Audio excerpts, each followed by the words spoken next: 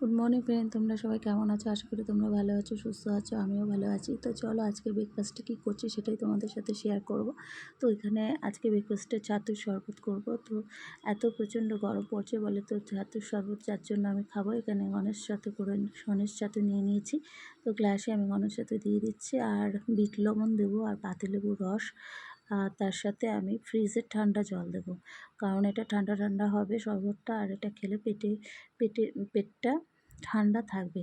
কারণ এত প্রচণ্ড গরম পড়ছে বলে ইদানিং আমি আমার হাজব্যান্ডকে এই ছাতুর শরবতই করে দিচ্ছি সকালবেলায়, আর উল্টোপাল্টা আর কিছু করছি না, কারণ খেলেই পেট গরম হয়ে যাবে। তোমরাও কিন্তু এরকম ছাতুর শরবত করে খেতে পারো সকালবেলায়, পেটটাও ঠান্ডা থাকবে, আর গ্যাস ট্যাস কোনো কিছু হবে না আশা করি।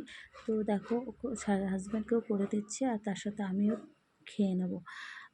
তো চলো, ছাতুর শরবত কে কে ভালোবাসো অবশ্যই কমেন্ট করে জানিও। আমার মতন এরকম ঠান্ডা জলে শরবত করে কে কে খেতে ভালোবাসো।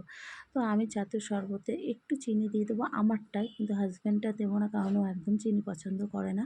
তো পাতিলেবুর রসটা দিয়ে দিলাম। আর এই পাতিলেবুগুলো কালকে বাজার থেকে হাজব্যান্ড চারটে এনেছে 10 টাকা দিয়ে।